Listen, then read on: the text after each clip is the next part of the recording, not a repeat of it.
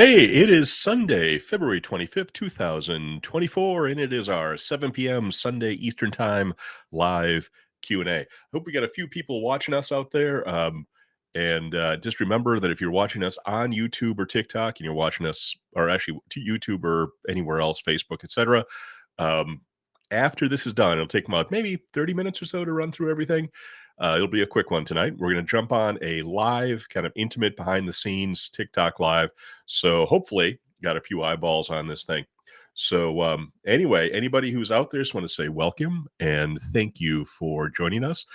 We are DPF Guys based in Atlanta, Georgia, and we focus 100% on all things diesel after treatment for anything with a diesel engine and an emission system.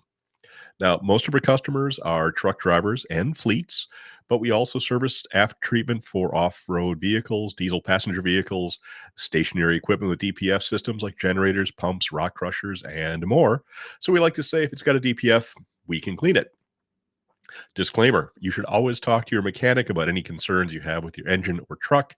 And any pricing discussed here may or may not apply to you and should only be used as a guideline. It is not any form of an official quote for any services by us or anybody else in the universe. So let's get started. All right, question number one is from 69 Lunatic off of TikTok, saying, do you have an opinion about max mileage? In fact, let me hold on a second. I'm getting ahead of myself here. Give me a minute. Give me a minute. Go away. Hold on a second. Oh, you know what? I don't have my, I was a bad, I was a, uh, it's a bad broadcaster because I didn't put any of these things in my, on the screen. So we'll just have to do this the old fashioned way. So anyway, so 69 Lunatic from TikTok is asking, do you have an opinion about max mileage catalyst? This is what live is about, kind of screwing things up once in a while. So 69 Lunatic from TikTok, my answer to your question is yes and no. So my opinion is just an opinion, in no way any sort of critique of max mileage catalyst. First, I'll tell you that max mileage does a really good job of marketing itself. So many people are aware of the product, and I have talked to a lot of people who do use it. They'll kind of contact me and ask about, additives. My first question is, what are you currently using? And a lot of them are using max mileage by Pittsburgh Power, and they report that they like it and it works well. So these people, I always say, if it works for you, just keep on using it.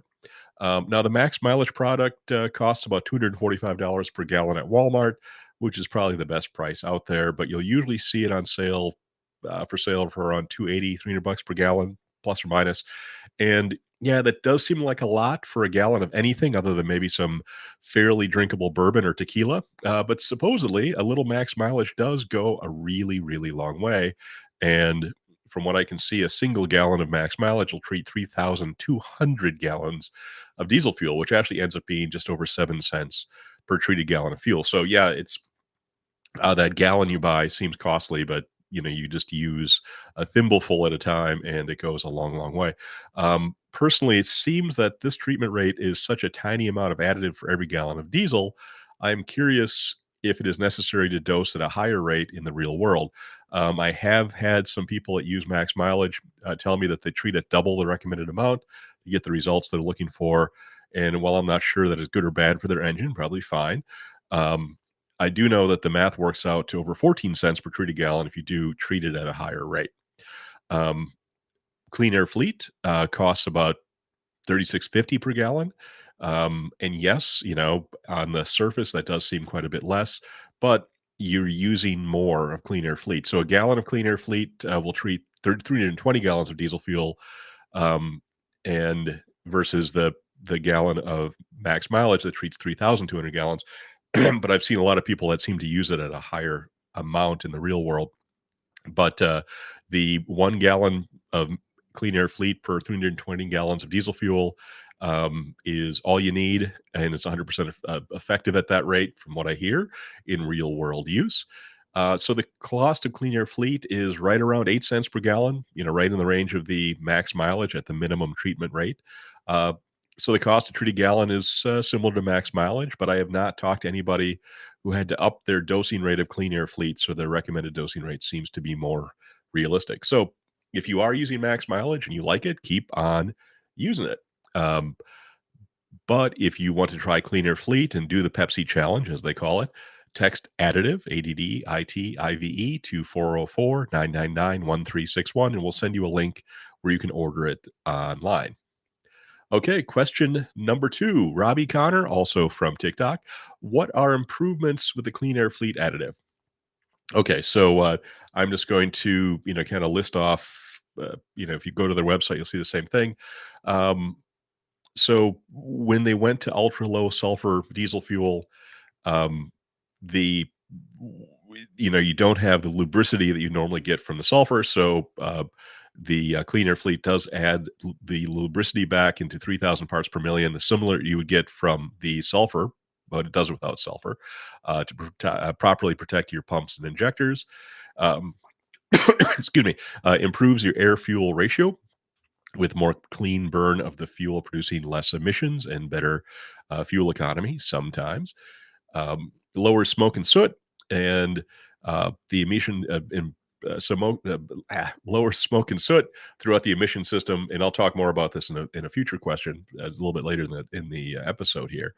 Um, and so less soot and emissions throughout your emission systems, your EGR, seventh injector, etc., and the sensors will make them last longer. And one of the things that when especially pressure differential sensors, either up in the EGR or down in the DPF, if those things get plugged up with soot, they start reporting bad information.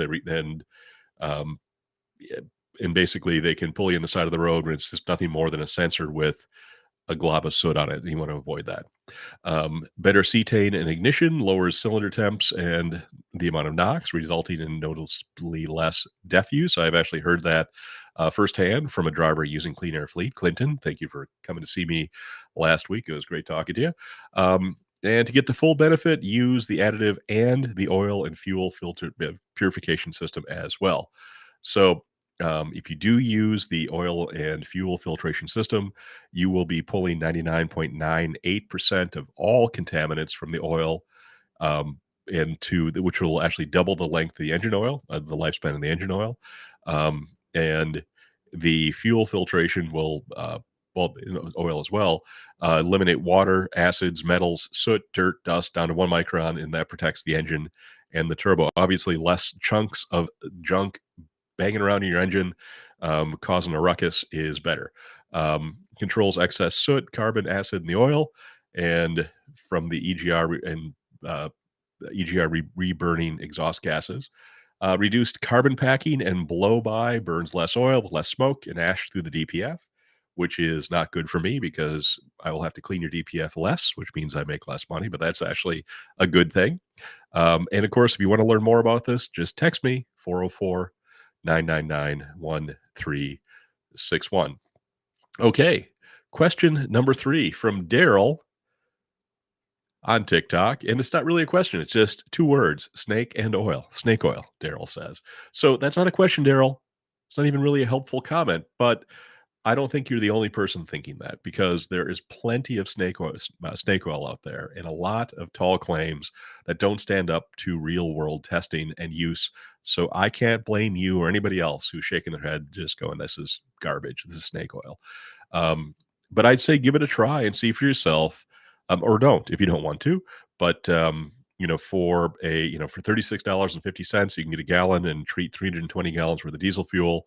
I definitely recommend that you give it a few tanks of fuel to let it do its job. But again, if you're convinced that Clean Air Fleet and everything else like it is all snake oil, I'm not going to convince you otherwise. But if you want to give it a try, give it a shot. So yes, there is a lot of crap out there that really does nothing other than waste your money, but there are good ones out there, and Clean Air Fleet is definitely one of them. Question number 4. Oh, how do you pronounce this? Jay's Shuhan, again, also from TikTok. What's the cost to get this system? And by the system, he's talking about the oil filtration, the fuel filtration, and along with the additive. So the additive is $36.50 a gallon in 4-gallon cases, and is also available in larger quantities, including 300-gallon totes, up to a whole tanker full if you are so inclined. And of course, a gallon of the Clean Air Fleet additive will treat um, up to 320 gallons of diesel fuel. The 1 micron fuel and bypass oil filtration assemblies are around $800 each. You need one for fuel and one for oil. The dosing tank for the back of your cab, which is a more of a convenience item that allows you to buy the additive in bulk and not have to fight with bottles. The That's about $800 as well. Installation of everything takes about 4 to 5 hours, maybe figure hour and a half, 2 hours per um, per item, per filter. And then if you want to get the dosing tank in the back of the cab, another couple hours.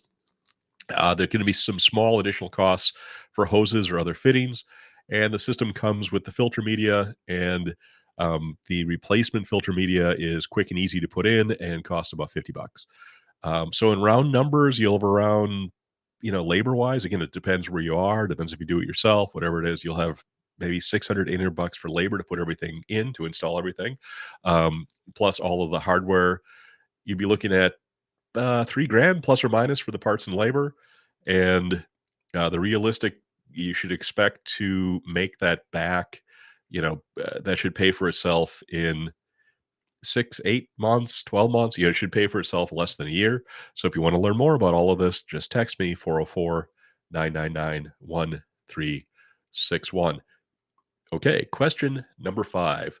Orion Man 2021 from TikTok. No bypass oil filter will get out all the carbon. And I don't disagree. I mean, there's always going to be some floating around, but you can actually look at it under a microscope and see a noticeable difference. So no, nothing will get out all the carbon. But check out this video showing a demonstration of how the 1 micron filter can purify oil. Hang on a second here. Let me show you this video. Now they did this video using hydraulic fluid, so it was really clear, so you could actually see it more clearly. It's about 2 minutes long, so let me play this for you, and I'll be back in a second. Enjoy. Welcome to Clean Air Fleet Incorporated, oil, fuel, and energy services. Today we are demonstrating our 1 micron oil purifier versus a 25 micron filter. We begin by adding 5 micron carbon black to the oil. This is used to simulate the dirt, soot, and other contaminants your oil is exposed to every day.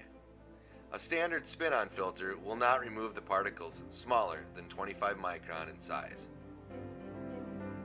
From the top view adding the carbon, you can see how quickly the fine powder mixes into solution, turning the oil completely dark. Next, you will see how the 25 micron spin-on is not capable of removing any of the black. Now we will pump the oil through the 25 micron filter. See the carbon in the oil coming out still black? The spin-on will not remove particles less than 25 micron from the oil. We will take a sample of this to compare later. Now let's switch over to the 1 micron purifier, which removes 99.9% of contaminants and water from the oil. We will take a sample of this for comparison as well. See how clear the oil is coming out of our 1 micron system? Watch the carbon slowly disappear in a few minutes as the fresh oil is returned to the reservoir. It's like continually adding fresh oil to your machinery with our purifier system. Watch the fresh oil replace the dirty oil right before your eyes. Here is the oil after filtering only 2 minutes. After 3 minutes, you can see how quickly the fresh oil is cleaning up the reservoir. After 5 minutes of filtering, the oil is returning back to its original gold color. After 10 minutes, all carbon is gone and removed, making the oil new again. This is your oil before, and this is your oil after, running our purifier. 25 micron versus 1 micron in a single pass, removing all particles down to 1 micron absolute. Now which oil do you want running through your equipment?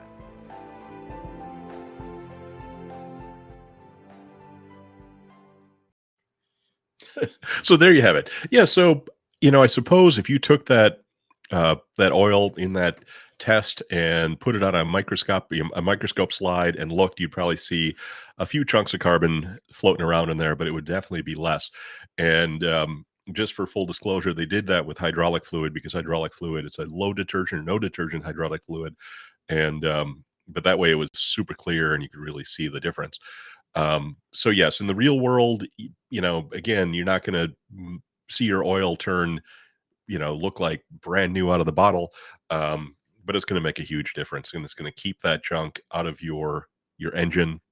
And with again, filtering the oil, filtering the fuel. I've seen a lot of issues in the after treatment caused by injector failure. So anything you can do to get that truck to, that engine, the truck, the whole system to run better longer is just good for everybody. So if you want to learn more about Clean Air Fleet filtration, the filtration system, more than just the additive, the whole system, which is the fuel filtration, the oil filtration. And if you want to get things really easy and convenient, the dosing tank that goes back on the back of your cab. So all you have to do is just twist a knob and dose your fuel perfectly. You can just text me at 404 999 1361, 404 999 1361. And that didn't show up very well. Well, here we go. All right. Question number 6, Alfredo de Jesus. How would Clean Air Fleet work on a 2020 Freightliner? And how would the fuel and oil filtration system work on a 2020 Freightliner with the DD15? So the Clean Air Fleet additive would work great on a 2020 Cascadia with the DD15 engine. And this is especially important. Now, again, it's going to work well in any diesel engine, whether it be, medium duty, a lawnmower, whatever it might be. But the reason that I think it'd be even more important on a Cascadia is the after treatment system on the Cascadia is that one box. And if anybody out there has had to replace a one box, you know that is not an inexpensive proposition. So the more you can do to extend the length of that one box as long as possible is money in the bank. And so keeping everything in top shape is critical, and Clean Air Fleet will definitely do that. Also, and I do see this, the one box in the DD15 is very sensitive to catalysts and overtemping. So we recommend using an additive without a catalyst. And again, some of them have catalysts, some of them don't. Clean Air Fleet does not use a catalyst to get the results. So it's guaranteed to not cause any damage downstream, especially on that Freightliner Cascadia, the DD15 and the one box, because that one box can be a little finicky, and you can get cracked DPFs. You can get overtemped SCR, which will give you if anybody out there listening to this has got a Freightliner Cascadia, especially a 2014, 15, or 16, but I've seen this happen in newer ones as well. If you ever are under load and the truck starts to throw DEF quality codes or SCR efficiency or NOx conversion codes, and then you regen the truck and you seem to be good when, if you're going uphill and you throws the codes, you regen the truck at the top of the hill and then start going downhill and everything's fine. Or if you're bobtail, everything's fine. Or if you're empty, everything's fine. But the minute the engine seems to labor a bit and produce more NOx, you'll start getting DEF quality, NOx conversion, SCR efficiency codes. And what that's telling you is that it's likely that your SCR is failing or has failed. And that's caused whenever the SCR is pushed to a temperature above its acceptable range. If an SCR gets much above 1200 degrees Fahrenheit for any amount of time, it will start to vaporize or melt the catalytic metals out of the SCR, and the SCR will simply stop working. And it's really unfortunate because the only way to replace the SCR in a one box is to replace the entire one box, and that's not cheap. However, we do sell them. If anybody out there does have a Freightliner Cascadia and they are having NOx efficiency or DEF quality issues, just give us a call, 404-999-1361. Again, 404-999-1361, and we can help you out. But if you want to try out the Clean Air Fleet additive, give us a text at 404-999-1361, and we'll definitely help you out. So another one from TikTok here. It is American Iron. Does Clean Air Fleet liquid freeze? So Clean Air Fleet is actually manufactured in Wisconsin, and I am from Wisconsin, and I can attest to the fact that it gets cold as balls there. So below -20, -30, it is not frozen. So no, it does not freeze, even when it's cold enough to freeze the nuts off your tractor. Want to learn more about freezing the nuts off the tractor or anything else? Give us a text 404-999-1361. All right. Question number 8. Omar, doesn't save you. This is again more about the additive. Um, doesn't save you from emission sensor related issues, though. So, no matter what, sensors can just fail. Wires can get shorted out, that sort of stuff. No matter what you do, sensors can go bad. So we can't help you with that.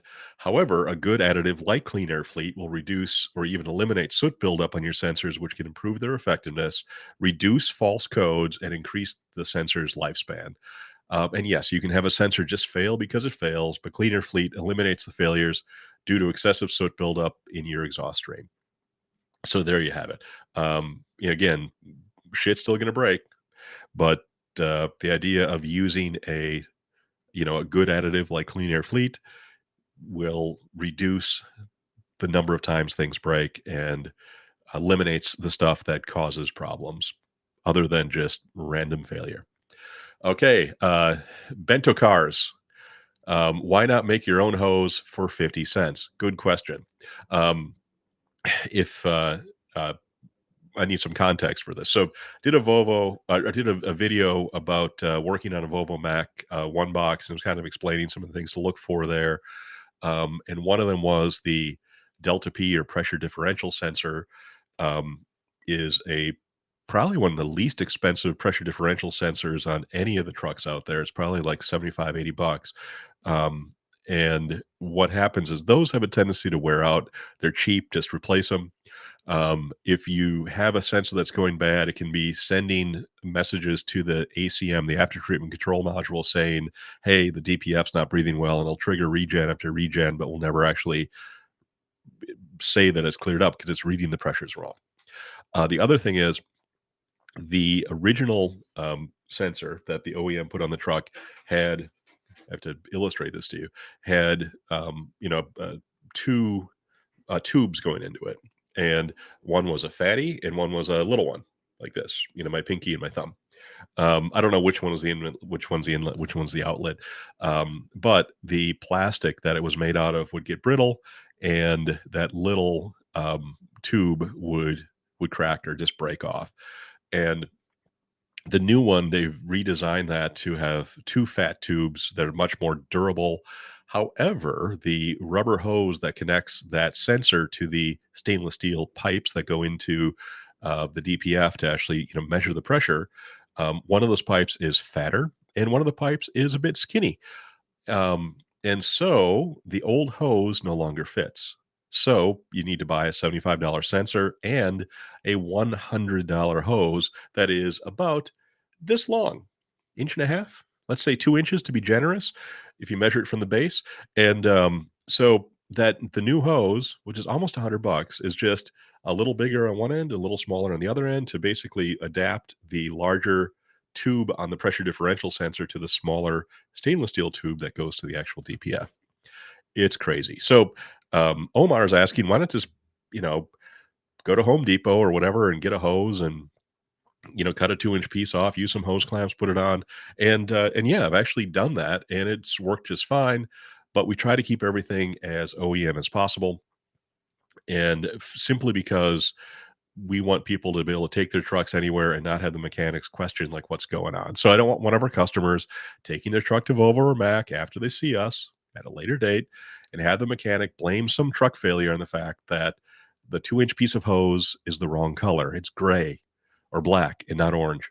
So don't laugh. It happens. And so we just want to make sure that, anybody who works in that truck isn't questioning, like, is this thing kind of cobbled together by some shade tree nonsense? So we try to keep everything as OEM as possible. Now, if somebody else wanted to work on their own truck and put a different hose on, more power to them. It'll work just fine. But I just want things to look good and to make sure that nobody is, blaming potential service issues on the fact that the hose is the wrong color.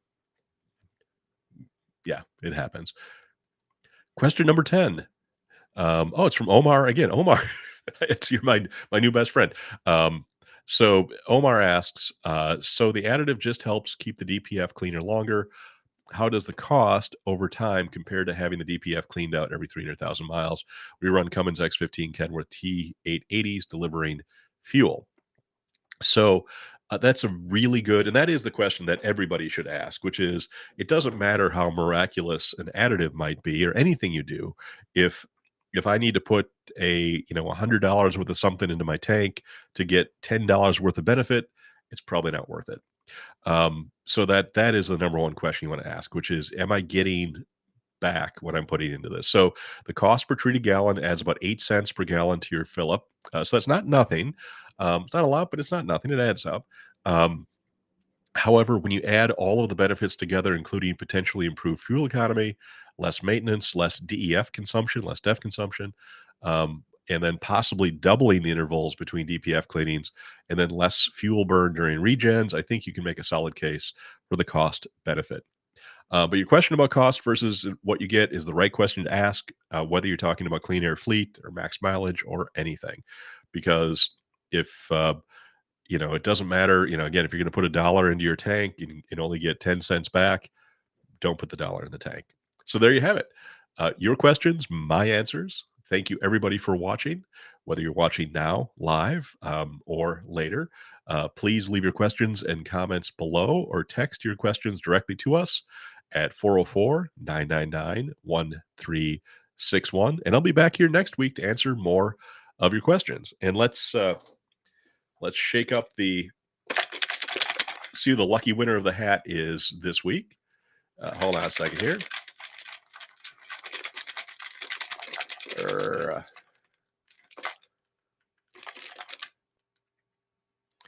Hold on a minute.